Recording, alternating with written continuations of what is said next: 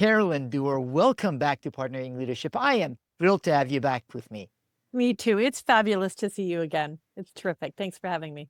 Carolyn, before we got started, I was mentioning to you, as I have said it on LinkedIn posts and to every CEO client that I work with, every CEO I've interacted with, your book, CEO Excellence, is on top of my to be read list, to be done list, and repeatedly to read and do. So I am thrilled we had a conversation back in episode 164. We've released it as a best of episode. But I want to first start with CEO Excellence, Carolyn, before we go to your new book. The book has done outstandingly well, and you've talked about it to clients and others all around the globe. Would love to know how your views on what you shared in CEO Excellence have evolved since you wrote the book. That's a great question. And you're right. In a way, it feels like it just happened, but it's also been a couple of years with so many conversations.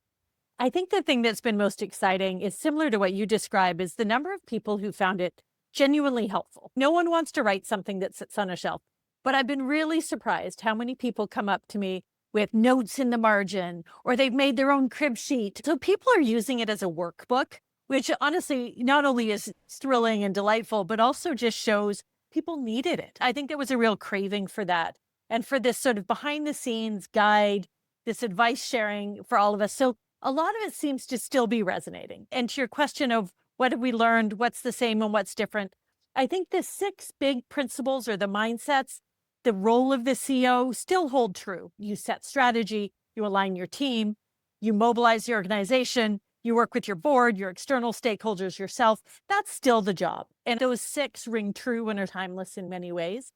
I think the degree of difficulty of some of those elements, given what CEOs have been going through the last few years, has ebbed and flowed. The external stakeholder piece, everyone having opinions about your business.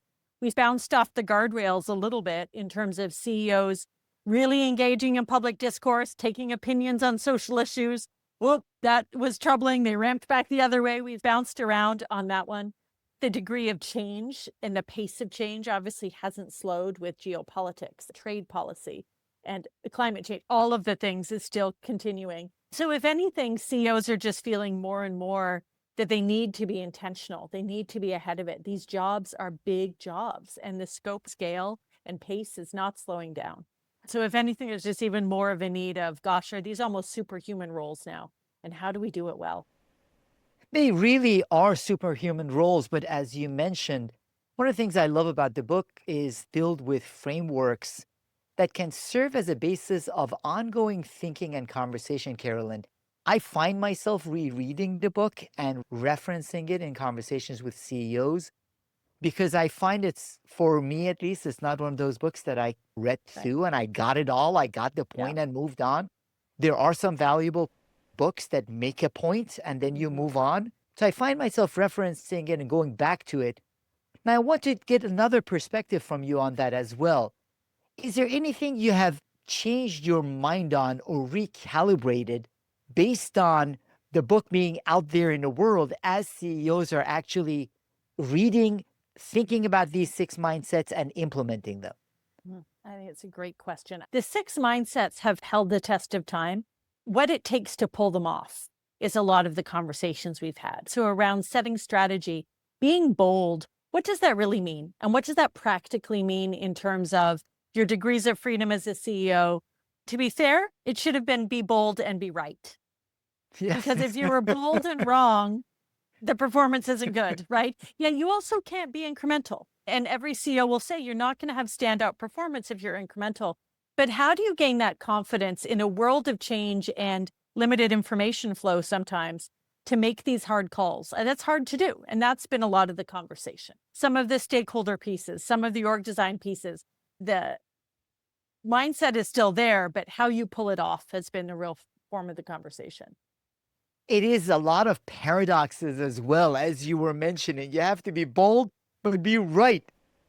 Now, I really like the next layer of onion that you have peeled with your new book, A CEO for All Seasons. in that you share these 6 mindsets and frameworks that relate to all CEOs. Now, in this new book, you're looking at time and fit playing a role in making a great CEO as well. So I would love to know what brought that whole different framework in mind for you. In many ways, it feels like a natural extension because the tenements of being a great CEO are still there. But a lot of the questions we were getting and the conversations with CEOs and the counseling with, okay, that's all great, but I'm at this point in my journey.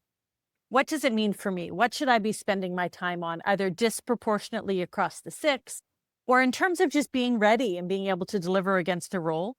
And both from CEOs themselves, but also leaders who aspire to the role. And that's why there's that first piece of what does it take to get ready?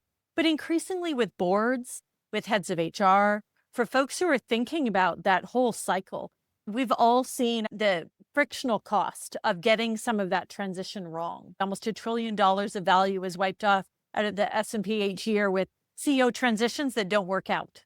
So I think everyone's just seeing the value of how do we go along that journey with that leader, with the organization, so that they don't have things like sophomore slump and these other things that you hear about that naturally can occur. One of the critical points that I get from reading of the book, sort of general points before diving into it, is that a lot of times we tend to simplify and think of a great CEO. It's not that there is a great CEO. That time and space, the right fit makes a huge difference. Now, you referenced the fact that in many instances, many boards, Carolyn, including boards that I serve on and I've worked with, spend a lot of time trying to recruit the right CEO, but there isn't that right fit. So, where do you think there is the breakage that causes the $1 trillion of loss that you mentioned and the many struggles that I see with the best intentions not resulting in the right CEOs being placed? I think this is so important. And it's so important for people who aspire to the role, as well as the decision makers like the board, who are one of their most fundamental jobs is that hire fire decision of CEO. And how do you get it right? I think it's treating it as a pure talent decision as opposed to very much linked to the business and the strategy. So the boards that are doing this well are doing this multi-step process of where is the company going? Where is it going strategically? Therefore, what is the work that the next leader is going to need to do? Is this a growth phase? Is this a contraction? Is it a whole strategic pivot? Are we building a new business? Are we going global? What is it that the business is going to go do in this next era? And then what does that imply for the type of leader we need? Both their experience, their knowledge, but also their leadership style. Do we need someone who can build consensus? Do we need someone who's going to be directive? And I think it's too easy for boards to short circuit and say, the current person's doing all right. They're doing great. They're retiring. We just want more of the same. That's the easy or the lazy answer, as opposed to say, what do we need going forward? And that may or may not be the same as what you've had, however successful the current CEO is. And it's hard work to really think that through. And then obviously, for to your $1 trillion question point, even once you pick the right person, supporting their transition is another whole piece as well. That transition is really hard. Now, one of the things that you mentioned, though, that I've seen a struggle with some boards, Carolyn, is that you mentioned that you need to have a clear strategy in mind, and therefore, in bringing the right CEO, they need to be a fit for that strategy. I've seen quite a few instances where boards have said, we want to bring in a CEO and let the CEO guide the Right. strategy. So, where is the balance in those two? That's fair. And I almost hesitated in using the word strategy because I think it's an even longer term view that the boards have to take. Because ideally, if you have a successful CEO, they're going to take your company through 1, 2, 3, 4 different S curves of strategy, maybe over a decade or more. So I wouldn't want to suggest it's just what has to happen in the next year.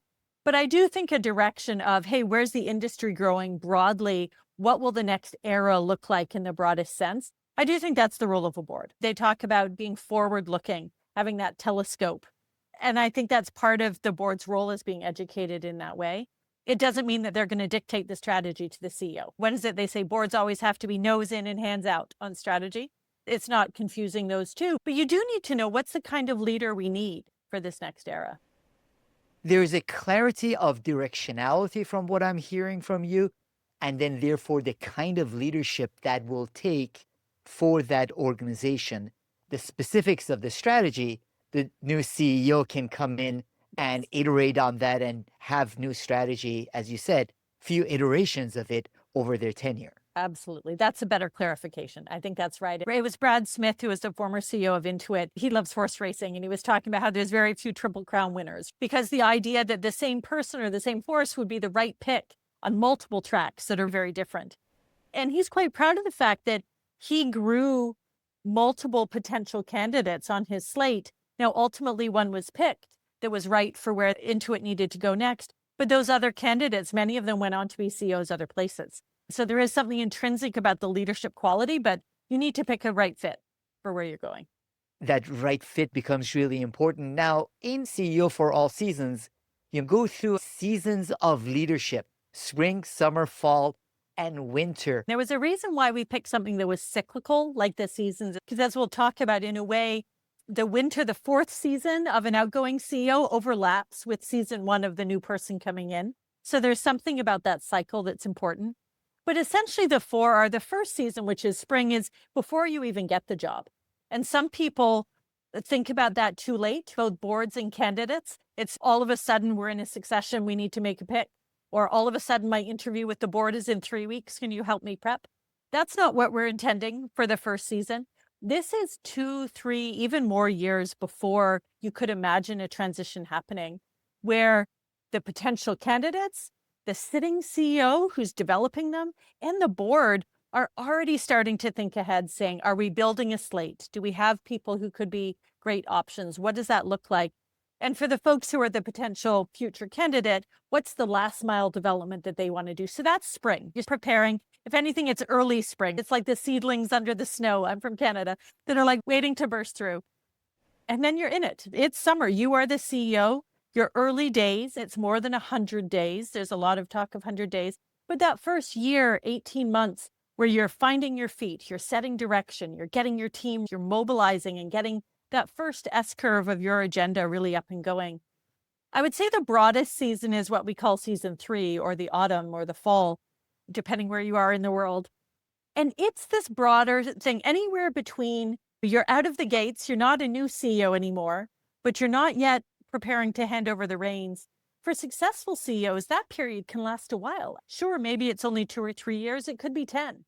And the key in that season is making sure you have that renewal, that you don't get stagnant. And then the last season, which we're referring to as winter, but really is about planting the seeds for the next year and for the next generation, is something that is underthought. There's a lot of thought on the first 100 days or first year. There's less thought in that last year, especially if it's a planned transition.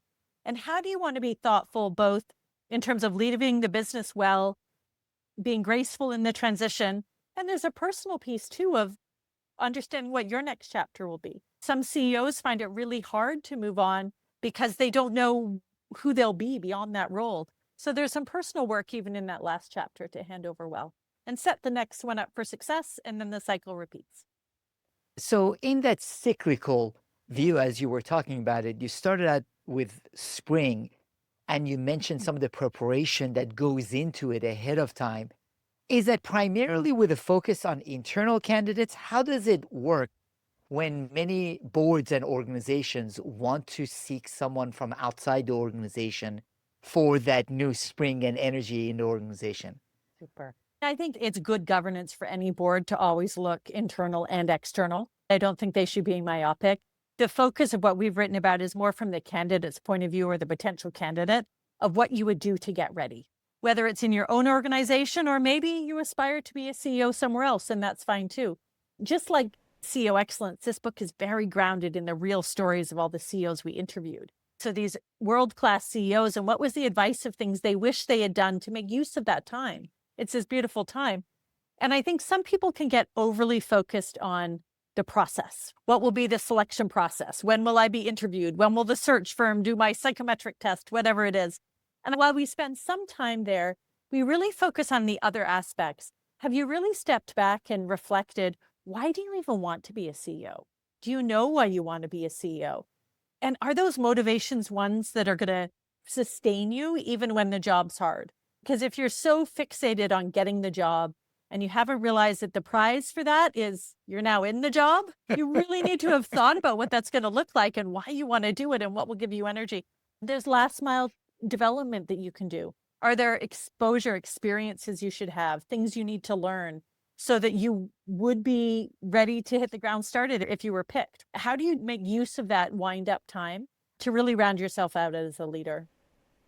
I laugh, Carolyn, because it's interesting. A couple of weeks ago, I had a CEO tell me I spent most of my career wanting to be the CEO. Now I'm not sure this is what I was hoping for and wanted. No. So you're absolutely right. At a certain point, many go-getters aspire to that next step without reflecting on what it means. Oh, absolutely. And I think what we heard loud and clear from the CEOs who've been able to sustain it over time is the motivation has to be broader than just, I want the title, because that shine wears off pretty darn quick. So do you have a vision for where you want to take the organization? Do you want to be of service to your customers, to your employees? What is it that you're hoping to do while you have this moment in time where you're the custodian of this organization? Unless it's coming from something deeper, it runs out pretty quick. It is really hard. I respect people who aspire to it, but as you said, there has to be that inner purpose, drive, and vision that aligns with it. Now, another element that you mentioned in spring is you talk about an unfreezing moment. So that brief window where you can reset expectations and narratives.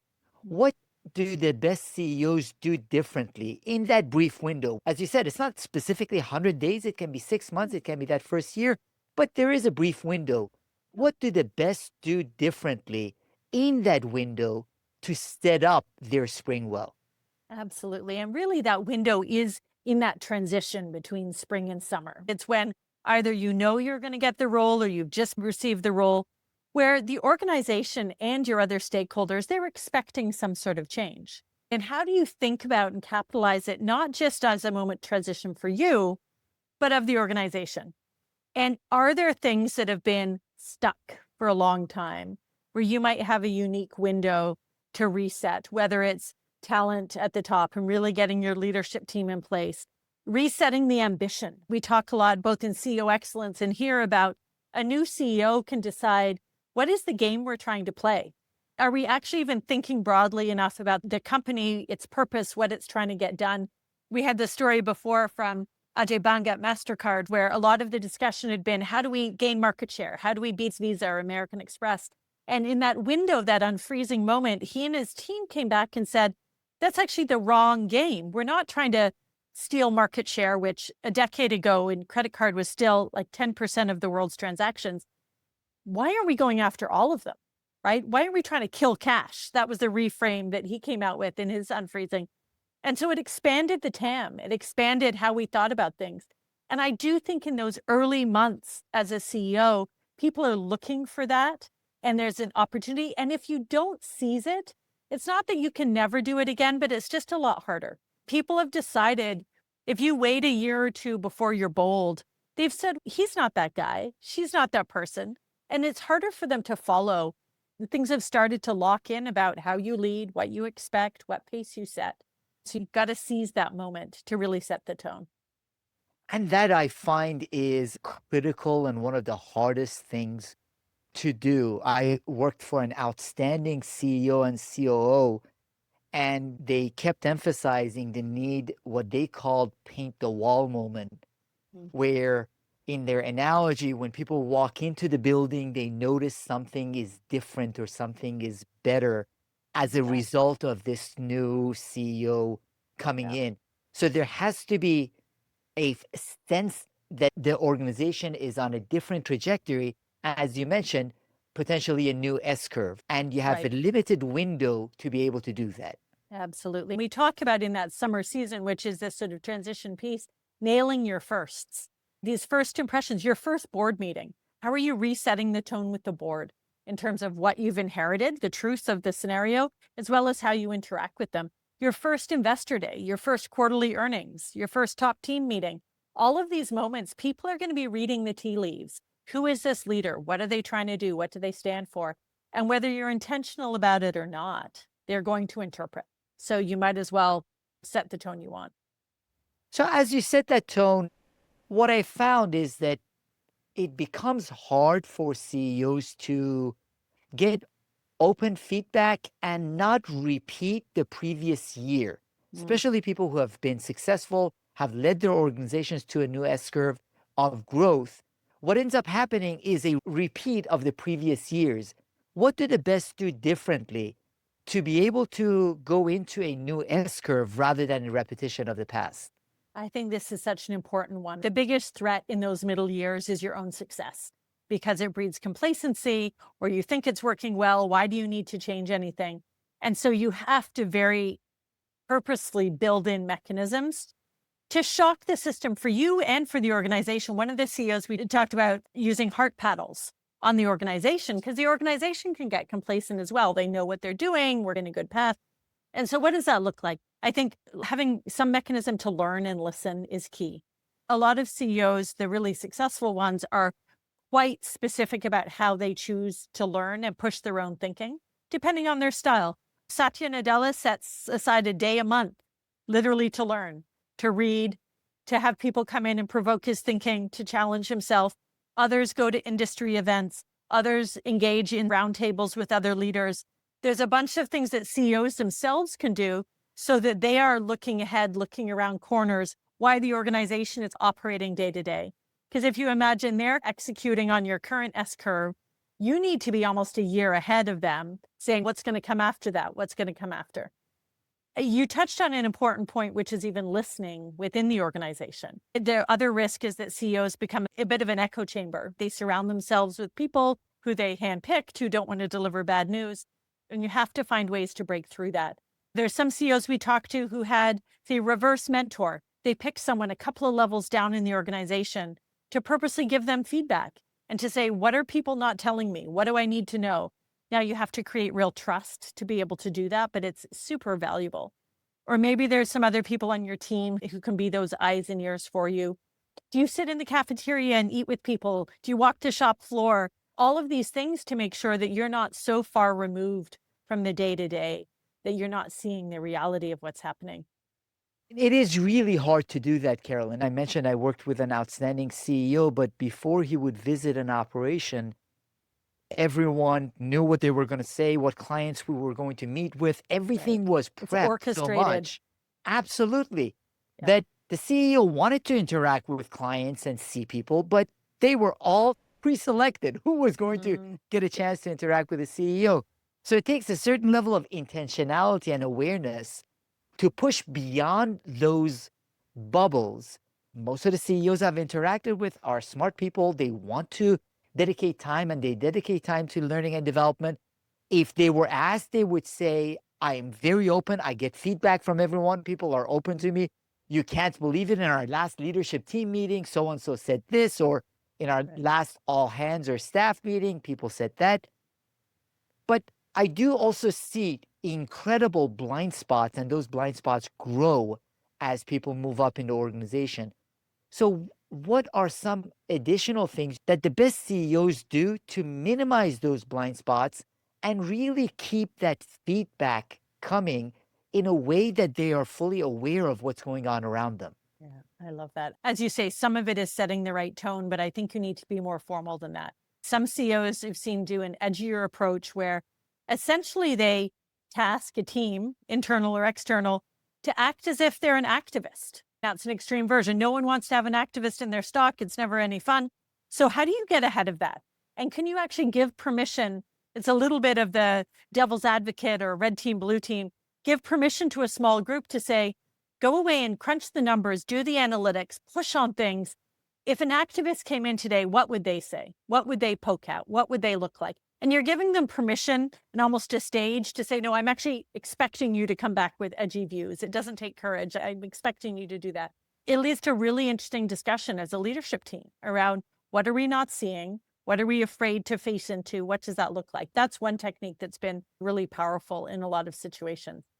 And just continuing to look for the external world as well. I think this is one where we've seen more and more CEOs engaging with other CEOs and leaders outside of their industry, where the analogy can be really helpful, especially if there's an industry that's maybe further ahead than you. You saw what happened in regulatory and banking. You wonder if that's coming to yours. How can you learn from that? Any of those things that bring another point of view really challenges thinking. A lot of that comes down to creating the kind of environment, pushing for it. And making sure you formalize some mechanisms, whether it's a red team, blue team in decisions or devil's advocate, whether it's this activist idea, even your annual strategy review or planning offsite. Are you really being edgy? Are you really having the right discussions, or is it a paper exercise? You can bake it into some of the rhythm of the business to force the challenge. So that becomes essential for getting that feedback for an ongoing growth and development. I've seen very few CEOs that do it really well for long periods of time. Satya Nadella, that you mentioned, has done it superbly well over the years. But at a certain point, there is time for transition. And at times, there's comfort at the CEO level and comfort at the board level. Especially if things are going well. Yes. So, what would you say are signs that indicate we might want to be thinking about initiating conversations around a transition? Two thoughts. One is the great CEOs talk about succession and transition almost from their first year in the job. And so it also takes some of the air out of this being an awkward topic that no one can raise. So, Carolyn, what you just said is a shock to the system of most organizations. I love that perspective. Yeah. It should be a conversation from the very beginning, not a conversation later on where it becomes a lot more threatening. That is such a brilliant point that makes it a very different conversation when it's an ongoing one that starts at the very beginning of the CEO's tenure. Absolutely. And of course, it's not at the beginning that you're setting a date saying, here's when I'm out. But it starts with how I'm going to structure my team to create feeder roles that will build leaders for the future. How do I think about succession? All of those kinds of things. And then it isn't this sort of elephant in the room that no one can mention, right? It's just part of your agenda. I do think both for the board and for the CEO, at some point, there's some self-reflection questions. And a lot of people say it's good to do once a year, even if it's just to yourself, around, if I put myself in the CEO's shoes for a second, on the business side, do I have an exciting, clear vision of where I'm going to take the business next? Do I have that? If I don't, maybe that's a hint of why not? Am I not going to? If I do have that vision, what does that imply in terms of the type of leader we'll need? Am I the right one, right? If it's a big pivot or a whole skill set that I know I don't have, is that a natural place?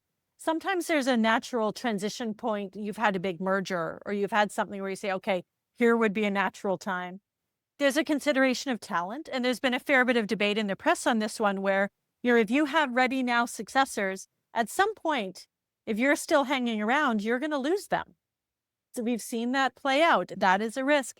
And then there's personal considerations. Do I still have the energy? Am I excited?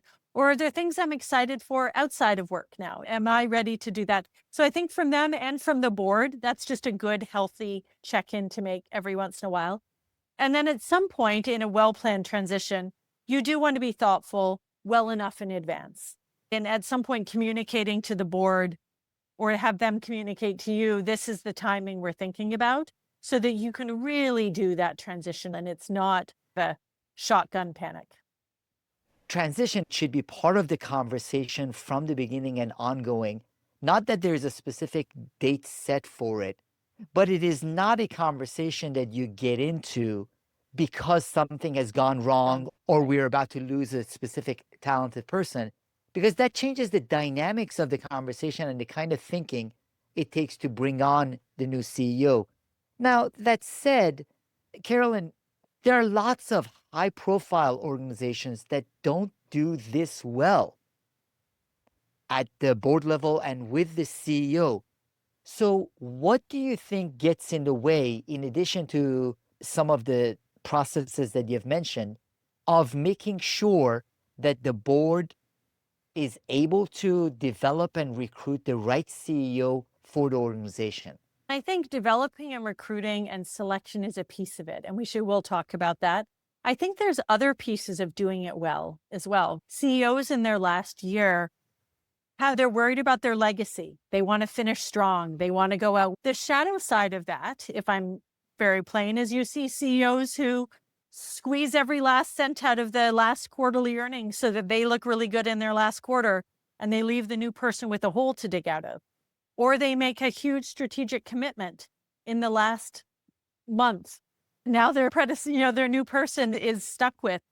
Those kinds of things are unhelpful gifts to leave. The helpful ones are maybe there's a long overdue talent decision that's really hard, that's much easier for you as the outgoing CEO to take care of than to saddle the new person, or a budget decision. The graceful CEOs do the helpful parting gifts, not the ones that lock the hands of the new person. And they really are helpful in that transition. The other sort of blind spot we see sometimes, it's almost 20% of public company CEOs now, when they retire in good standing, move into an executive chair role. I actually think it's really challenging governance, especially if it's open-ended. There's CEOs where literally they still come, retired CEOs, still come to work every day. They don't even move out of their office. They start attending the leadership meetings. Also not helpful. Right now, there are a time and a place where exec chair can make sense as a transition role, but it has to have a defined time period. It has to be clear what that person is supposed to be doing with their time. And I love the phrase that someone used, that it's a one-way phone. The new CEO can call them for advice, but the phone doesn't work the other way. And so there's a lot about the transition. And when you think about some of the recent ones that have gone not so well, or where there's been a boomerang CEO who's left and then had to come back, some of these things weren't handled that well. And so selection is a piece, but all the other things I don't think are talked about enough. I think all of those are really important. And I tease and make fun of and joke about CEOs that end up bringing in a successor and then finding out that the successor was not good enough and then come back to become Right. CEOs. There's something wrong with the recruitment, selection, and development process of that new CEO if the old If that's CEO where has you to are. come back to the organization. So this is a really important thing to get right. Now, one of the other things that I really appreciate you going into in the book is this ongoing reinvention that CEOs go through while in the role. In addition to some of the learning that you talked about and the feedback, what do CEOs do to reinvent themselves while in the role? It's a great question. We've talked about some of them in terms of the learning mindset. That struck us across all the interviews with these CEOs. You would imagine these folks who've been in role for a while are doing really well. They'd probably be pretty confident. Yet there was a humility that honestly is surprising in some of these legends that we talk to. And especially with the pace of change, an acknowledgement that they constantly had to be learning and being very specific about that's a piece of it. I do think there's something about their own personal operating model and managing the sustainability of this job. Literally, are you sleeping? Are you exercising? Are you doing the things that aren't about fluffy, nice, let's not go work hard things? But if you imagine one of your biggest assets is your brain and your ability to make great decisions, it's actually poor asset management to not be taking care of the singular brain that's making the biggest calls in the company. And so are you doing those things? I think that really matters. And I worry a little bit about some of the dialogue of 24/7 and we should all be working more. I think that's true, but you need to be smart and you need moments of recovery. We talk about multiple sprints because it's not just a sprint. This is a long haul job. It's also not a marathon because you can't wait to the end to show results. And so what are these moments where you surge with your team to accomplish something great? And then you have a moment of recovery to celebrate, to pause, to recoup. Okay, now we're ready to go again. I think all of those things are important, not just for the CEO, but frankly, they're role modeling for their team as well.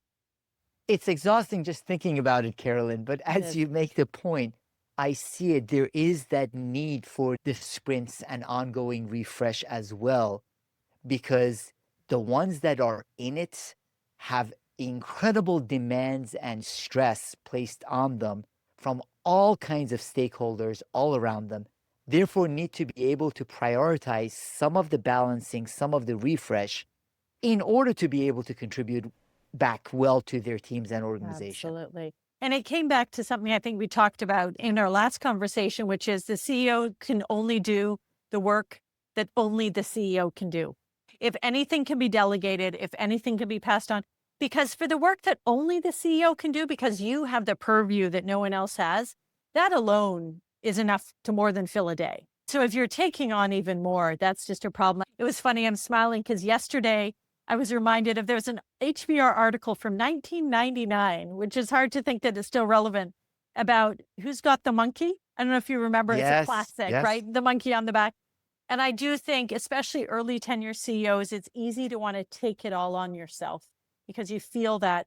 And unless you have a team in place where you're getting leverage, if you're finding yourself digging into someone else's job, at some point you have the wrong person in that role, right? And you need to make those hard calls.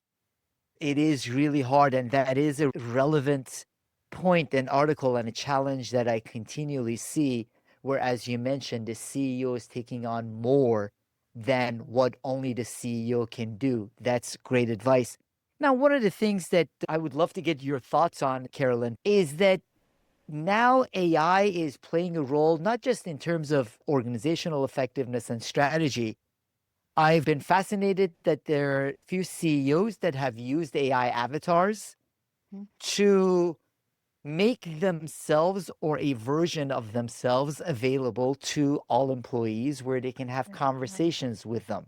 Huh. Would love to get your thoughts on, as we are transitioning into a world where digital avatars can be trained with all of our content, all of our thinking, where do you see that playing a role in the C-suite with the CEO and the board? Yeah, it's fascinating.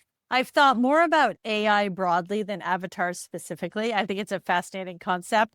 I worry a little bit about the human connection. I still believe, I'm old school, that there's no substitute from people hearing from their leader and knowing that their leader is human and gets them and sees the reality. But I do think CEOs are served to start getting smart about AI, not just for their company, but for themselves and their own operating model. How are they using it essentially as a coach in their pocket, a dedicated business analyst, someone they can ask questions to, someone they can test thinking with? There's some fascinating use cases there that we're going to explore over time. In this world where the demands of the job are bigger than what one human can do, is it maybe your sidekick? And I get more excited about the idea of it as your thought partner and sidekick than your avatar replacement, but it's an interesting concept. I love that perspective. Use it to augment, not to replace. Yeah. In that, a part of the value CEOs, in my view, bring is that human connection and that human inspiration, which goes back to what you mentioned, why the CEO also needs to have a purpose that they want to achieve through this role. If they do, then it is important to be able to, in a human way, connect that with the employees, with their team, which becomes essential. So use it as to augment your thinking and tool, as a cognitive Yeah. sparring partner, not necessarily automation and replacement. We'll see. The world is changing so quickly, but that's where I'm at today. So, Carolyn, now as you've written this book, you're going out with it. If we have a conversation a year from now, I have no doubt this will be another bestseller.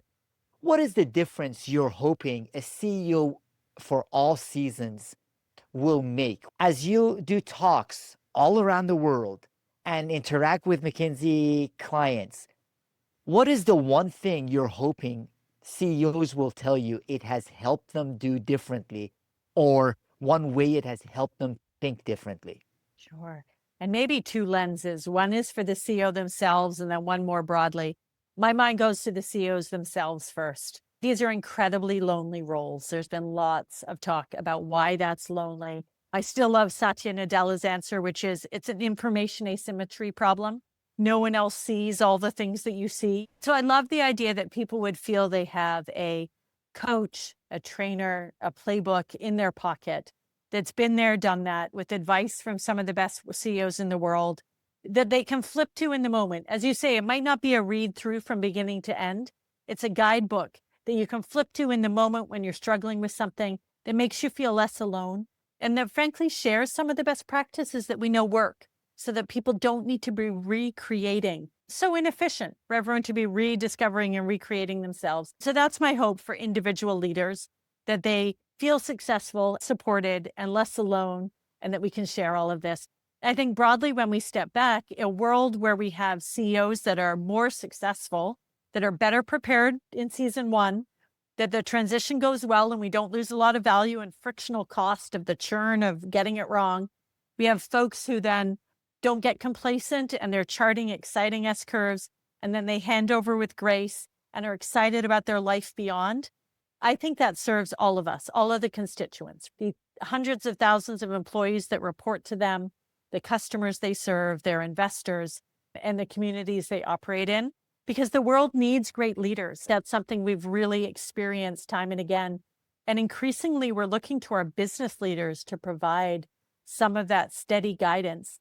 And so it serves us all to have folks who are doing these really difficult jobs. We do need outstanding leaders, and the world has continually become more complex. So we do need great CEOs and great leaders who can effectively lead their teams and organizations through this greater complexity. That said, your books, CEO Excellence, and now the brand new CEO for All Seasons are outstanding reads, and in my view, books to be read and reread, highlighted, as you mentioned, notes on the side, so we can do things differently, because there's a huge difference between knowing what we're supposed to say and do and being able to do it.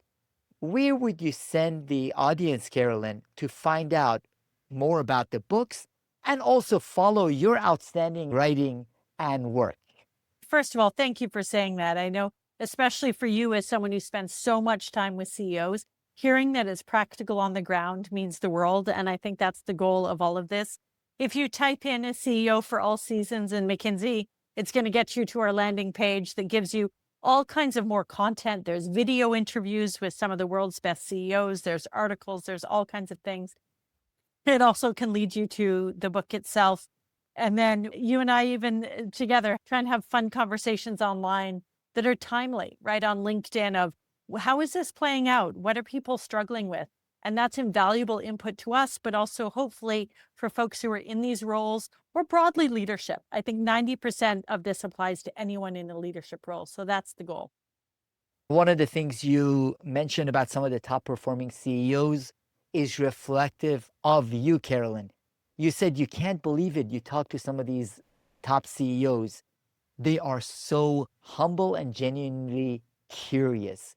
One of the things I've appreciated both in reading your book and then in ongoing engagements on LinkedIn and elsewhere is your genuine humility and curiosity. So I really appreciate having you back on Partnering Leadership, talking this time about a CEO for All Seasons. Thank you so much, Carolyn Dewar. Thank you so much. It's been wonderful to chat. Always a joy.